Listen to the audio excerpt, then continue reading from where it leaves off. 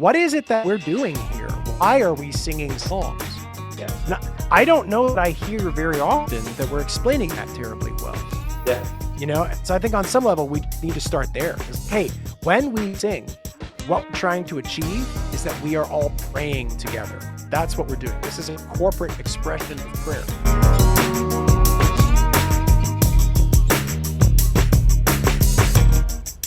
Hello, everyone, and welcome to another episode of Hymnology, a show about psalms, hymns, spiritual songs, and the people who sing them. My name is Sawyer. Today on the show, we have a very special guest, Elias Dummer. Now, if you don't know that name, you probably know the band behind the name. Elias used to be in a band called the City Harmonic that released songs like Manifesto, Yours, and Mountaintop. Now he is currently writing his own songs like Enough and a rendition of Kyrie Eleison, and he has an album coming out very soon.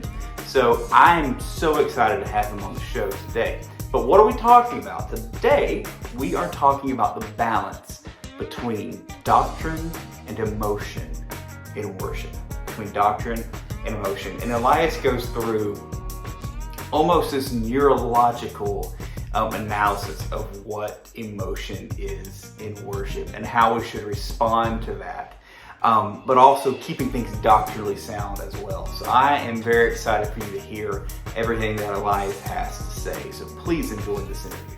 Well, welcome everyone to another episode of Hymnology. It is so good to have you with us today. And today on the show, we have a very special guest, Elias Dummer. Now, you may know Elias from the band The City Harmonic, but now recently he's gone out on his own and he has his own music.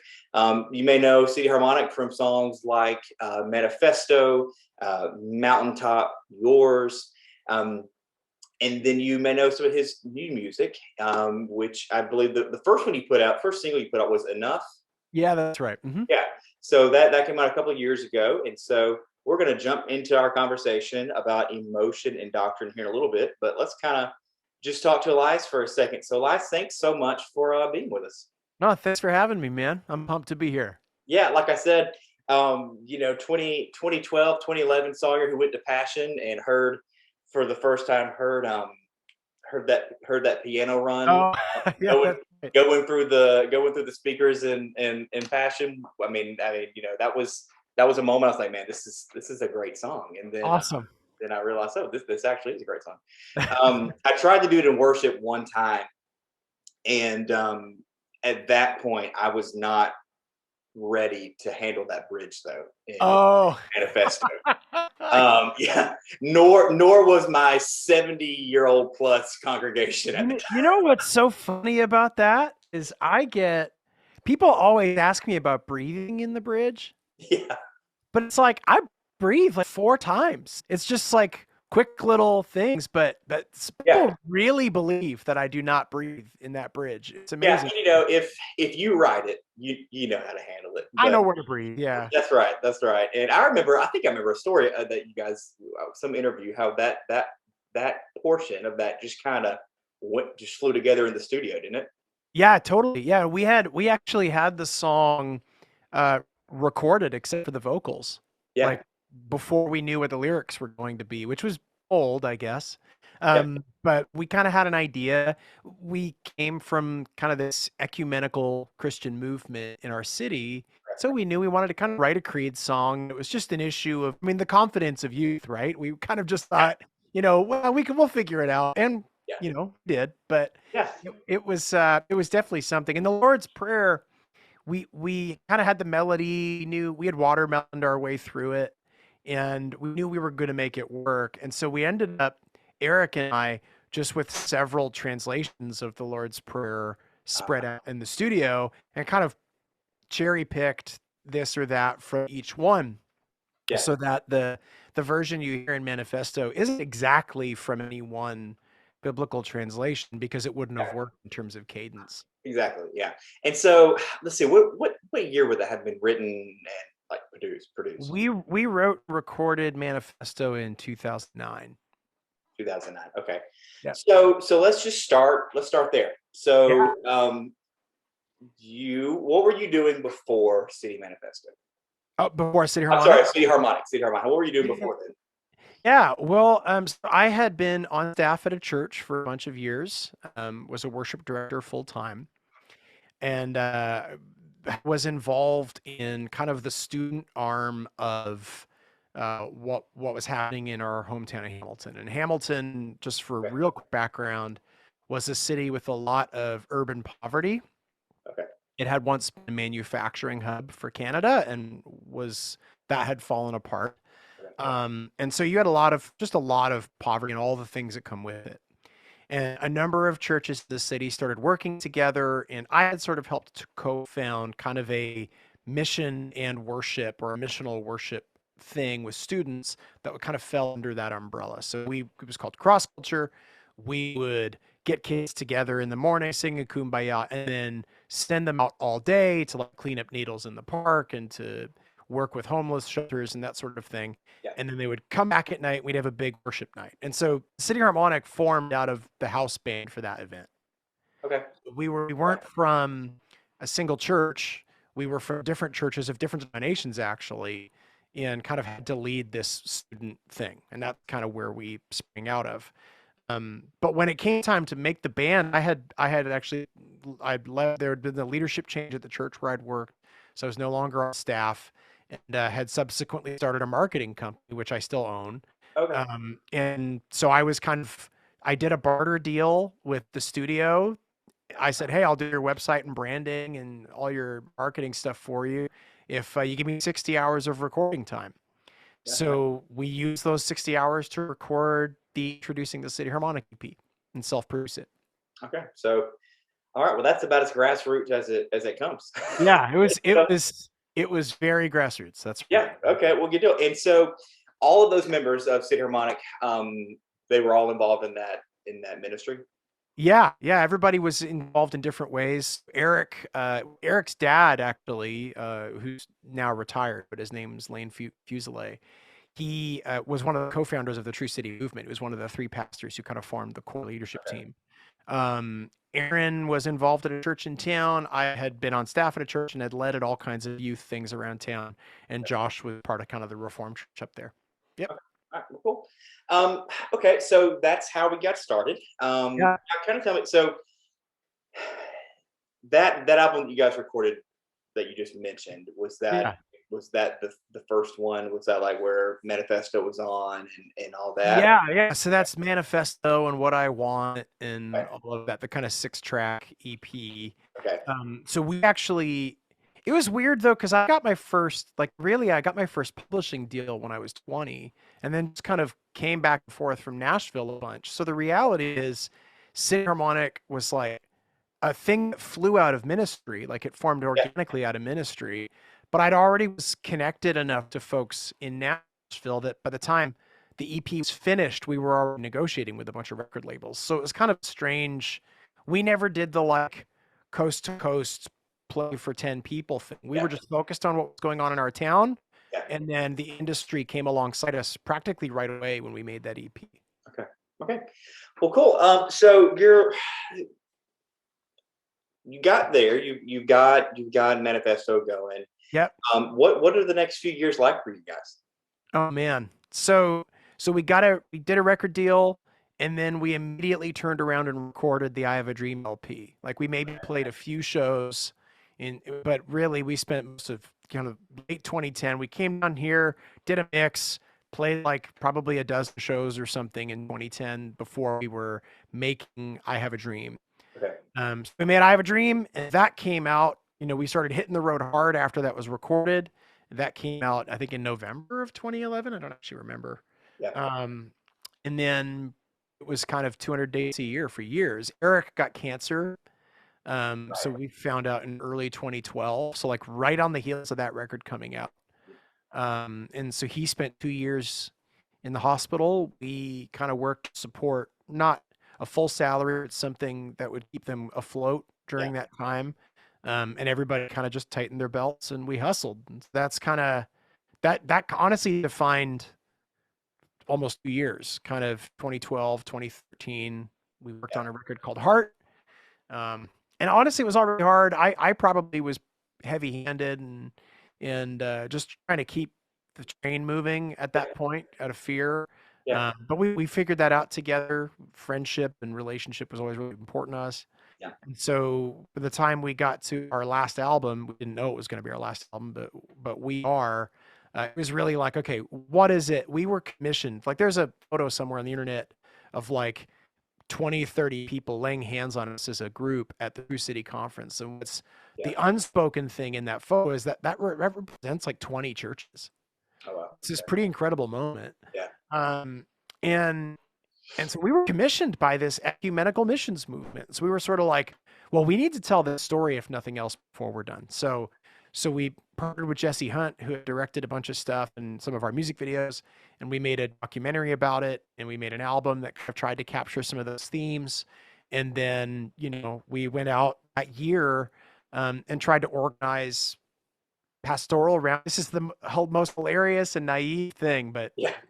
we went around trying to organize pastoral roundtables in like 20 cities in the US or something, maybe 17. I don't know the exact number. And there were some really, really cool stories out of that. We were really just going and telling our story. We weren't pretending to be experts, but it's just sort of like, hey, we're a band. We're not, I mean, we're smart guys, but we're not like, experts in this. Yeah. We have a story where we've seen this work. We've seen churches working together work. And so we would tell our story and try to ask a few pointed questions that sometimes led to some really cool results. And so there was a moment, but the truth is, in that tour, we were losing our shirts. I think by the end, we lost maybe $100,000. Yeah. But there was a moment where Eric was like, you know what? Like, this sucks. This is really hard. But if this tour is the thing that ends the band, I still don't regret it.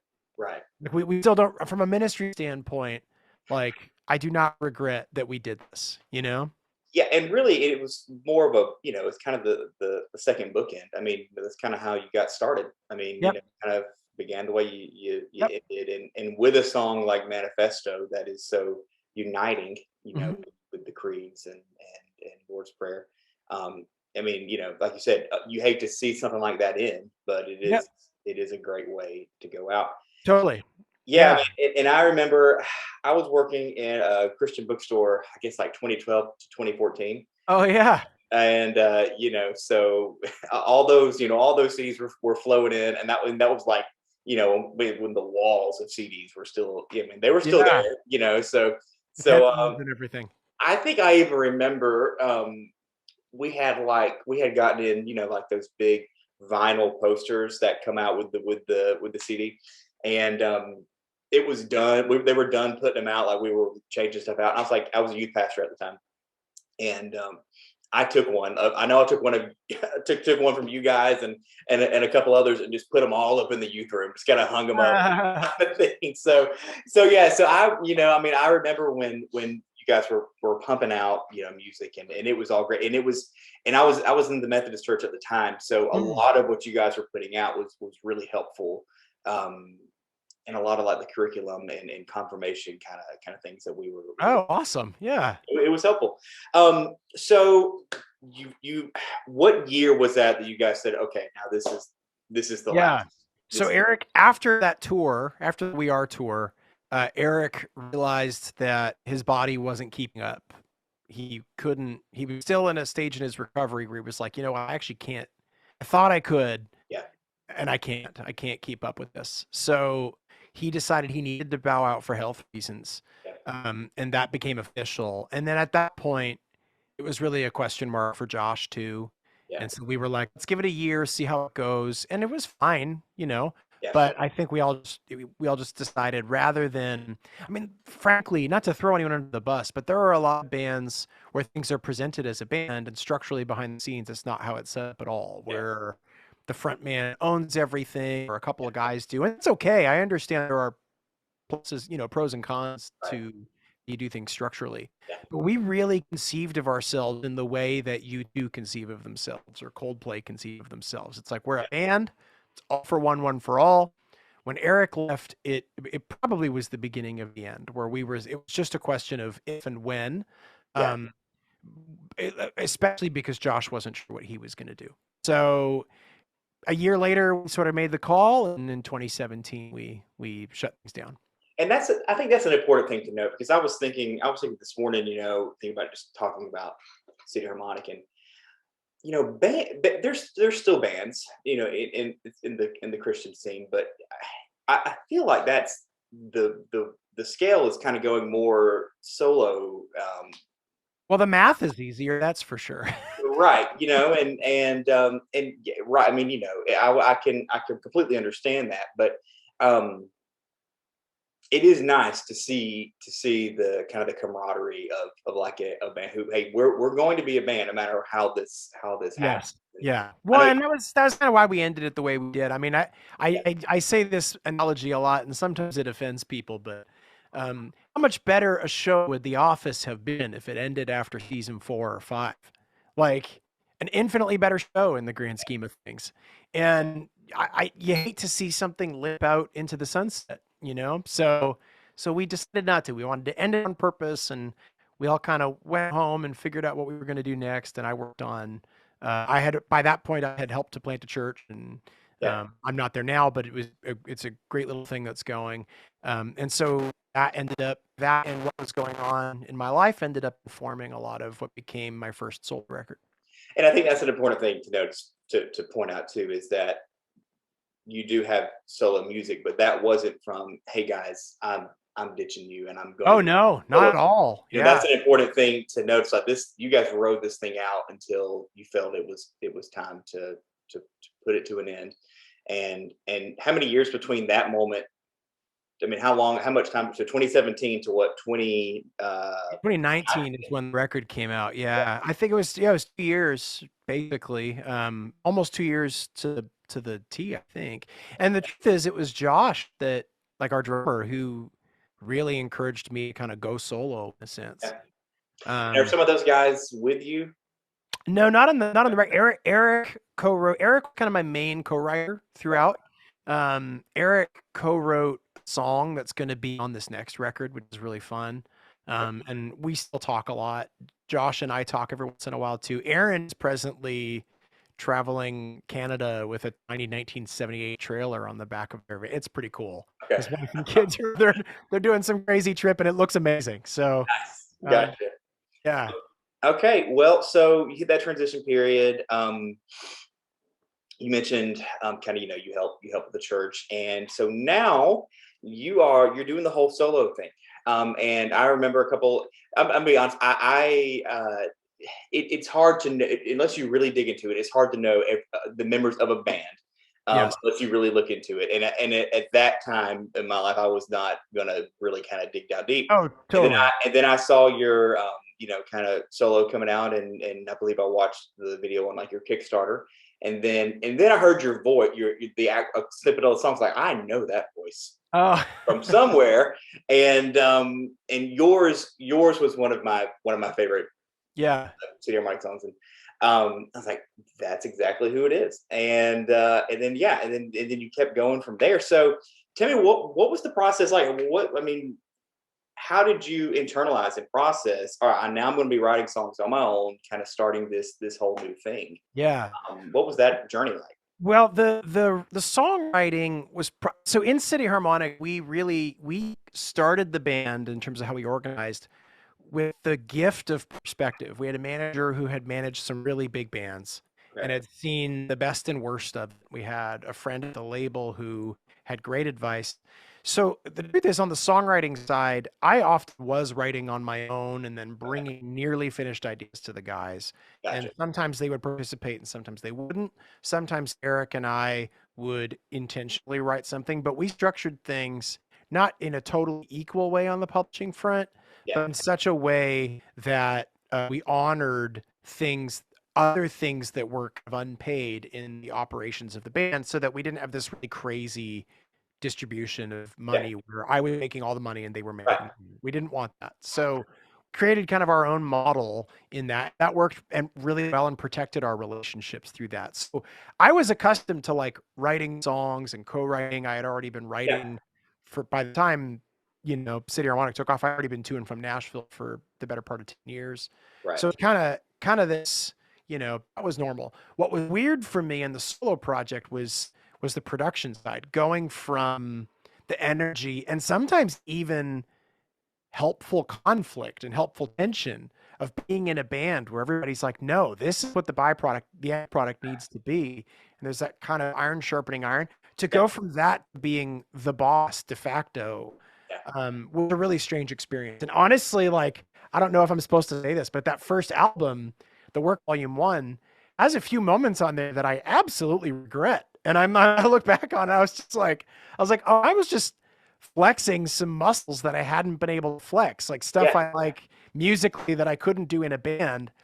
And so it's one of the gifts of this second record is having done the first record Yeah. and being like, okay, there was some stuff on there I'm really glad I did. And artistically, I'm realizing, man, I like to be musically and creatively ambitious. I don't really like to just play for the middle. Yeah. And I probably did that more on the Work Volume 1 than I am comfortable with. Yeah. And so that's kind of, it's more of that where not having, and honestly, I don't know if you find this, I feel like music, it's really, really hard to get sincere feedback. Yeah. Like Yeah. people Nobody love to really compliment wants to hurt your feelings, especially if you share it in your church, you know. Yeah. That's why I just about won't until like I'm like, okay, this is a song I wrote for this church, Yep. So because yeah, I mean people want to be nice, that's Yeah, exactly. especially in the South, people want to be nice. Oh yeah. So you have to foster like a community of people who will shoot straight. And so it's like, here's my stuff, here's what I'm thinking, here's what I don't want to happen. Yeah. Throw it at me. And that's been really helpful and great. Yeah, I agree. It is hard, and so your first album, 2019, The Work, that was your first kind of breakout. Now, the next album has not completely came out yet, right? Like there's right. Yep. In fact, I was listening to Masters. They just got in this morning. Okay. So we're on the final stretch. Okay, nice. And so the latest single that you put out, I've noticed that from Spotify, but also I remember on your Instagram, you released that with Sandra McCracken. Yeah, that's right. Yeah, it's a co-write with David Leonard. We were label mates for years. David Leonard of All Sons and Daughters. Yeah. Yep. Who's doing his own solo thing now too. Yeah. So we co-wrote that, and then Sandra was a good friend of Brent Milligan, who's co-produced this entire second album. So, so it was just a really great fit, and her voice was perfect for it. And so she came in, and it was awesome. Oh yeah. Yeah. Well, man. So when are we looking at? In the next couple months, like it's right around the corner. Yeah, we're right there. We just haven't had a date yet. Okay, and that album, is that the title track, See Clearly?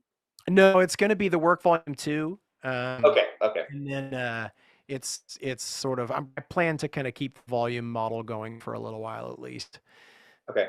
Let's talk about one of your songs that you've recently put out that I find interesting, and Kyrie eleison. It's mercy it's mercy we need. What are you drawing from in that song? Because I know, like right now, like I'm in a hymn writers class with the Gettys, and they're really trying to pull out of like traditional liturgical prayers and kind of push that. So what are you drawing from with this song?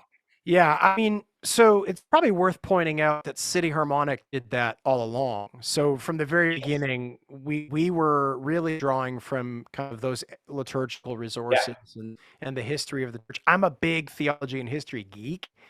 I'm also a science geek, so sometimes that blends in ways that confuse people, but I can explain it. But nevertheless, so I mean, I've had the Kyrie, this melody for the Kyrie, kicking around in my head for years. But it's one of those things where while I could have gone very congregational with it, I ended up becoming friends with Zach Boland of Citizens. Yeah. And over the last couple of years, we met at church, got together, we ended up deciding to write a song. One of the things that we really connected over was the fact that despite the fact that he was obviously at Mars Hill and they had that huge issue, and the podcast and everything has come out since. It all happened before the podcast. I had a very small church and had a really similar experience with leadership. Somebody very important in my life um, had some traits that were really troubling and problematic and proved to be quite hypocritical. Yeah. And so that was really hurtful for me. And so there's sort of this connecting over like, okay, a lot of people are experiencing this. A lot of people are observing that there are things in the church, in the way that we do things, that are toxic and not terribly Christian, where we've valued the idea of leadership more than we've valued the idea of servanthood and Christ likeness in the way that we engage each other. And I had the gift of 10 years when we wrote this song. Zach was 3 years out from his kind of big crisis moment like that. And it was like, you know, it's funny because there's nuance to it. There are systemic issues, certainly, and there are also personal issues where like, why do I and why do we seem to, as Christians, project or sort of try to uh, have vicarious spiritual lives through these charismatic and dynamic leaders. And so that was kind of really what was swimming around as we did this song. And so the Catholic Church has obviously had its own issues for years now, and Kyrie is a very long-standing Catholic prayer. So we sort of thought, what if we mix this Kyrie, which just means Lord have mercy on us, and center our sort of pseudo confession, and the Kyrie is often used in confession. And so there's sort of this like, what if we sort of confess corporately in our own tendency to make demigods of leaders and our own tendency to, you know, posture ourselves in areas of justice and social justice in such a way that we kind of feel good about ourselves without actually doing anything. And sort of try to address those things and wrap it around this realization, if you will, that at the core of all of it is the fact that we all come to God broken sinners, and he, you know, binds us together in him and in his mercy and grace. And so the production of that song ended up really wild. We did like a crowdsourced gang vocal where people uploaded their own vocal and we mixed it. So the Kyrie choir you heard is from all over the world. Yeah. Well, okay. Yeah. And then we got this great kind of gospel group singing the bridge with us. There's really kind of a cool symbolism to that song that, especially in light of the last few years with issues around race and all kinds of stuff. So pretty cool. Definitely. And, you know, that kind of helps us go into where we're going today.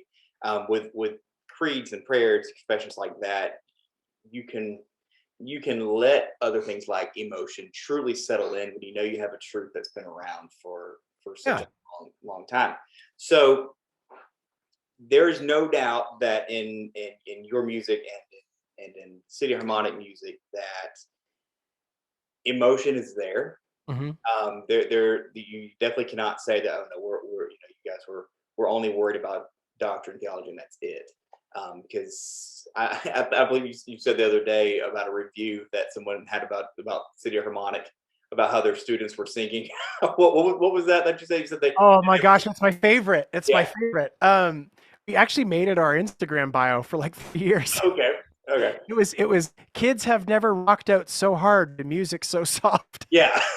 and it really encapsulates the balance between emotion and doctrine. I think that essentially is where it's at. So let's just start off. Let's start off with emotion. There's no doubt emotion is in Scripture. So what is a biblical kind of safe way to hone in on our emotions? Oh man. It's so, first of all, it's funny. I had a guy on TikTok this morning. You could just put my name if you're looking for it on TikTok. But I had a guy on TikTok this morning kind of going off at me about this, funny enough. And I was kind of like, hey, dude, like, so Jesus reduces all the law and the prophets in Matthew 22:36-40. Reduces all the law and prophets to love the Lord your God with all your heart, soul, mind, and strength. Now, it may seem like I'm making some translatory jump here, but I'm not. The Hebrew word used for heart is lev. And lev in Hebrew language is the center, the seat of intellect and emotion. So we are literally instructed to love God with our whole selves. In Deuteronomy 6, and in Matthew 22. Very, very clearly, everything is reduced to give God all of your all, and that includes physiological emotion.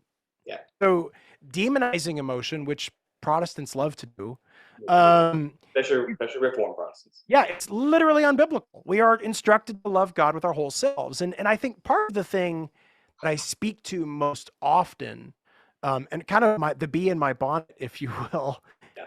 is really our struggle within Christendom, and I think Protestantism in particular, evangelicalism, especially in charismatic evangelicalism, even more so, really struggles, of which honestly I've been kind of part of that tradition. I call myself Anglo-Costal. Yeah. So like the reality is we struggle deeply with sort of this kind of almost Gnostic dualism, this sense that what is spiritual can't be material, mechanical, or physiological. And the problem is it just flies in the face of Judaism entirely.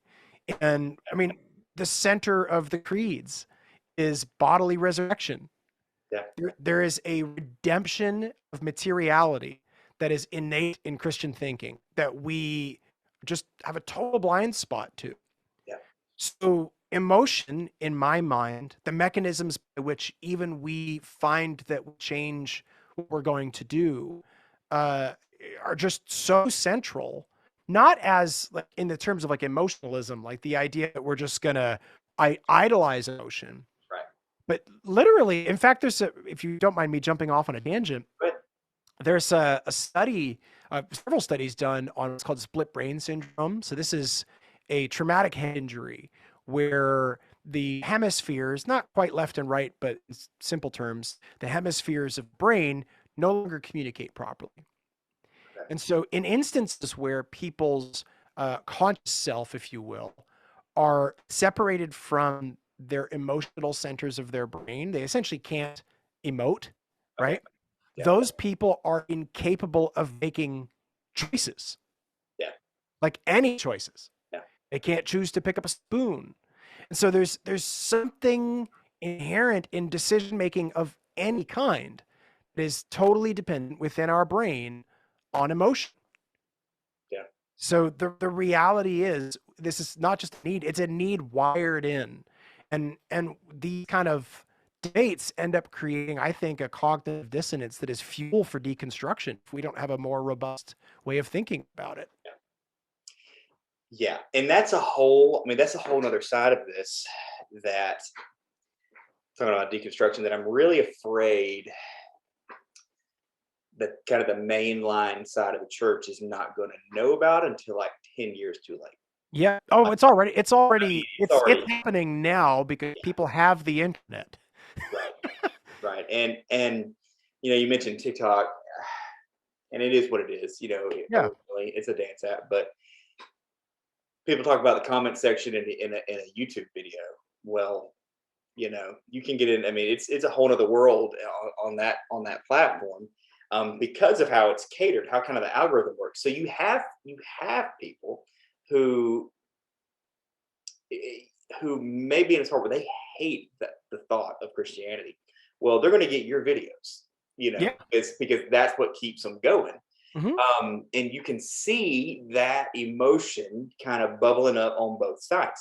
So would you say that we start with our worship and also with our thought of like theology and kind of the thinking of our relationship with Jesus?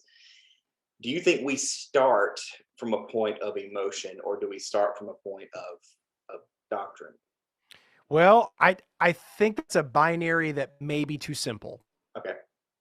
So let's take memory, for example. So again, I mentioned earlier, I started a marketing agency like 16 years ago. I've been a bit of a behavioral neuroscience geek for a long time. I'm an amateur. I'm not a scientist, but I love this stuff. Yeah.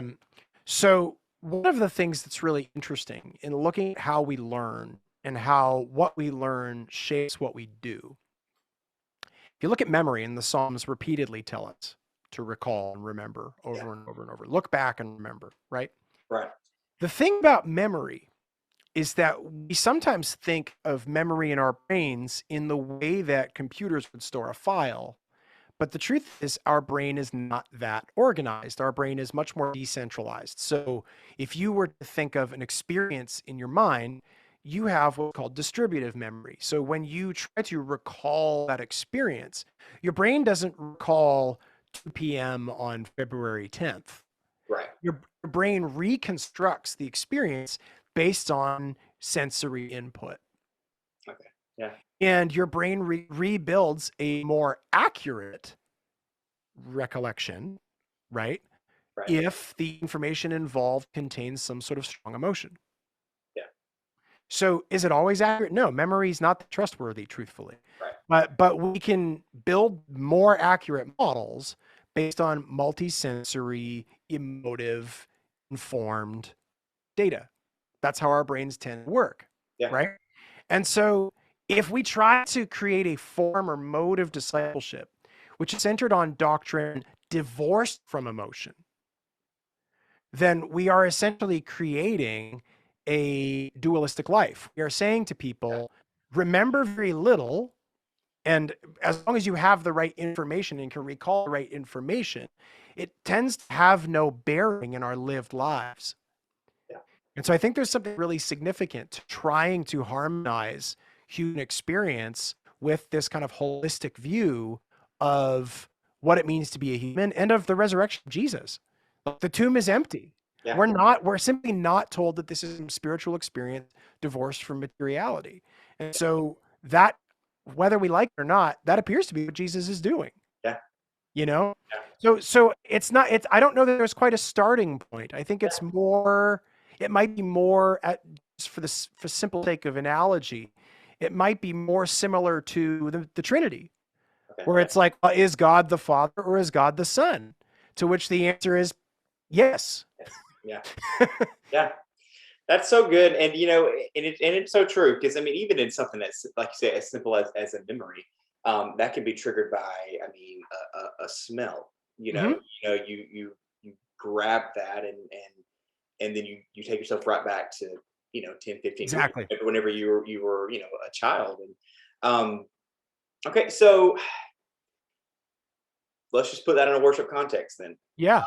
We specifically for now, let's talk about more of a songwriting context. We can write from experiences, Hmm? and that can be something that is very personal, and that is led by those memories, right? That's led Mhm. by that connection. Um, so how does more of a universal emotion work to where we're all on the same page, but also experiencing different memories at the same time in our Yeah, life?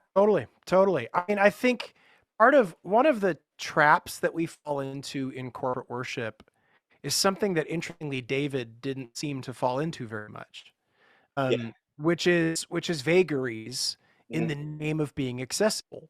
Right. I- Imagine "Hey Jude" without a name. Yeah. Like it's just Yeah. no longer a charming, endearing, meaningful song. Right. So specificity is so often the very thing that makes a song universal. Okay.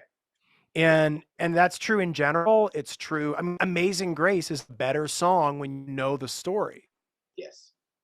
Yeah. And even though you may not have been on a boat on the Atlantic or whatever, Yeah. it's like you get it. You know, humans are much more capable of relating to one another's realities than we give each other credit for. Yeah.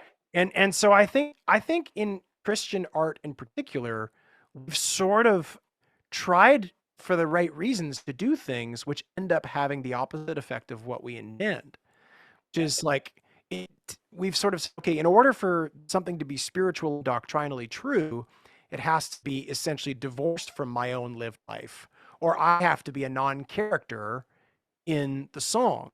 But we just don't see that in scripture. No, we don't. No, So, and I don't know if maybe some of that is because we want everything to be sang together as like we want a crowd to sing our yeah, songs, and I just don't think that mindset was there. I mean, we were the yeah, psalms were sang, yeah. um, but how great is our God was not sang. It's Yeah, yeah, that's true. I as mean, a but if you congregation. look at the Psalter, I mean, It was so one of the things about hymn history that's really interesting is that hymns were line sung until like Yeah. the 20th century almost. Yeah.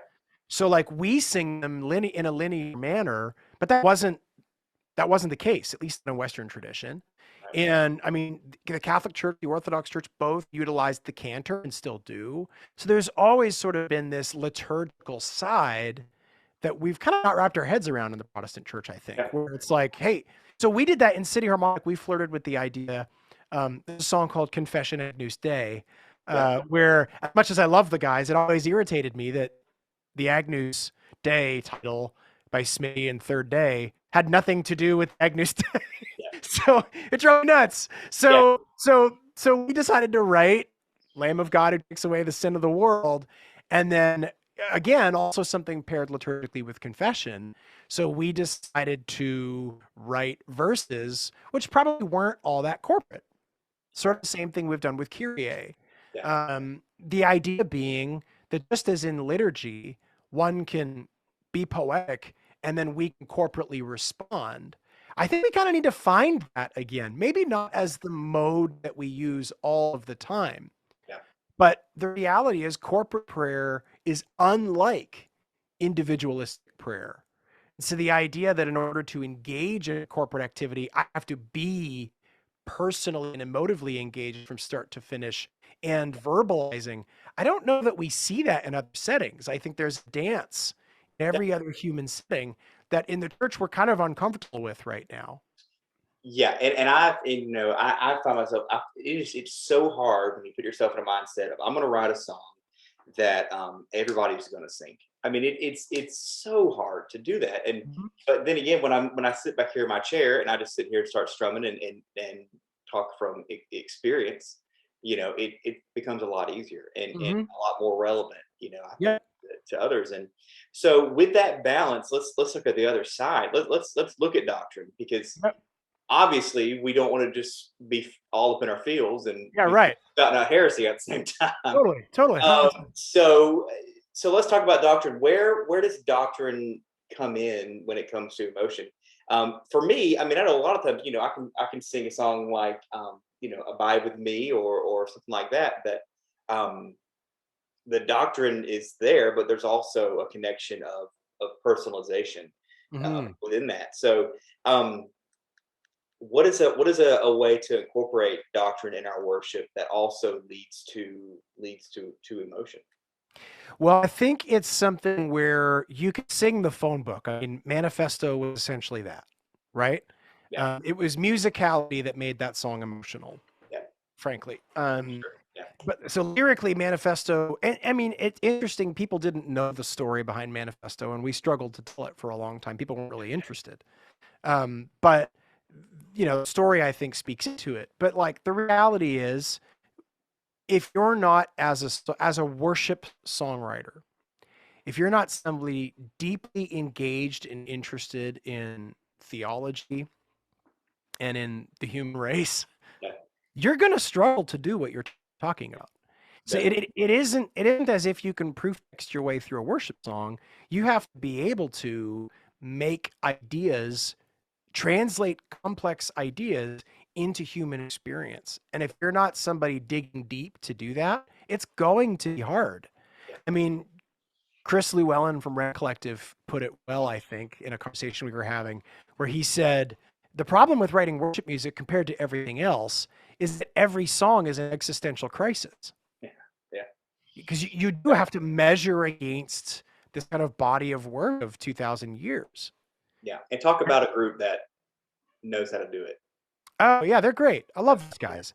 Yeah, But there is that sense in which like you're trying to personalize and embody corporately for your church the ideas which do seem at times esoteric or disconnected. So the question is, how do they bear fruit? What is the meaning as we go about it?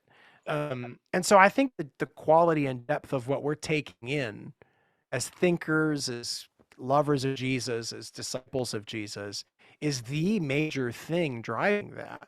yeah, For me, that looked like getting really obsessed with Christian history and yeah, theology and worship over the years. And I think I was helped along by our ministry stemming from ecumenical work, um, interdenominational stuff. Whereas we had to be trying to write songs Right.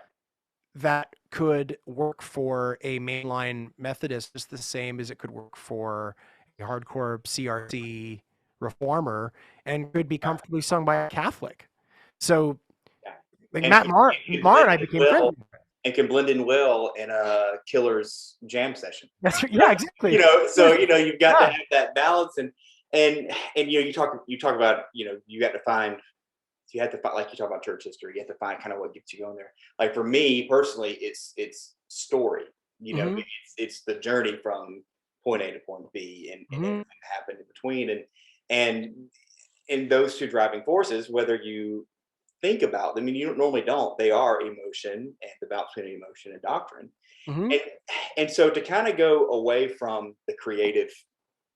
I don't know. Creative is a broad term, Yeah. about when used as a noun, but to go away from that side of things. So let's go to the person in the pew, um, who's coming in from their 5-day week, 6-day week job, Yep.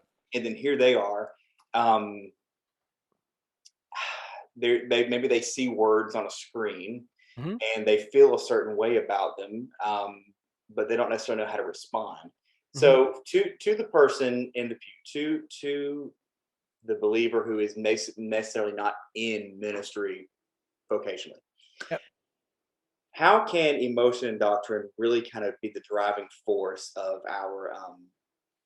our devotional life, Right. that we gather on Sundays and worship and carry that throughout our week? Like, Yeah. what's a good balance there? Well, and I mean, honestly, I struggle not with this idea, but I struggle with the way that we've answered this idea for Okay. a long time.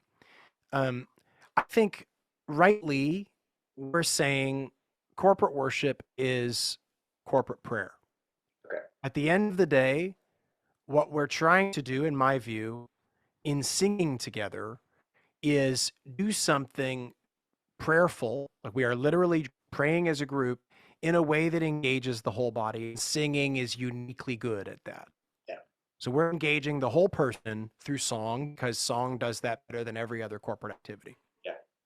It's very practical It on is. one sense, right? Yeah. You can sing the phone book and it can be emotive based on the beauty of melody. That's actually possible. Right. So by nature of the thing itself, that's what's happening. But in the pew, we have a lot of people who are coming. They're accustomed to songs being something they observe, or they think of singing as something a specialist does that they don't do. And so I think we take a starting point for granted from congregants that I don't think is true. I think there is a sense of we have a lot of educating to do in terms of what is it that we're doing here? Why are we singing songs? Yeah. And I don't know that I hear very often that we're explaining that terribly well. Yeah. So I think on some level we just need to start there. It's like, hey, when we sing, what we're trying to achieve is that we are all praying together. That's what we're doing. This is a corporate expression of prayer, which is unlike our individualistic expression of prayer. Right. And so, but also unlike just going to a concert for its own devices. So it's a category mistake that we make as leaders and then don't teach people either. And I can't say I've nailed this. It's just a hard thing. How do you re-educate an entire group of people every time they come together? And music is such a consumption type thing, and I think in everyday life, it's more about consuming it.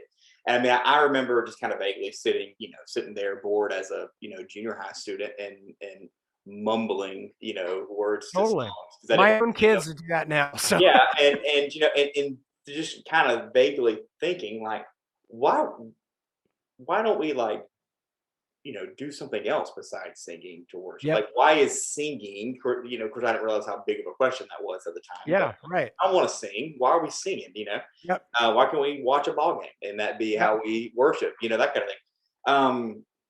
So yeah, it is it is definitely the most powerful, most probably universally understood method of that. And so now let's say like in just the main week, like we're not in church anymore. Yep. Let's talk about that for a second. some people are just naturally more emotional than others. Mhm. Some people are naturally more, black and white. Let me take this. Let me read my Bible. Here's what it says, and go on. What's a Totally. good way to just mesh those together to help encourage us and to grow closer to Jesus throughout the week? Yeah, I mean, and I'll say in my own life, since the beginning of COVID, I've wrestled to get a pattern that I'm as happy with as I have in Yeah, other spheres of my life, just because of the struggle and difficulty of the last few years, feeling taxed by it, you right. know? Um, so I've been more inconsistent than I would like.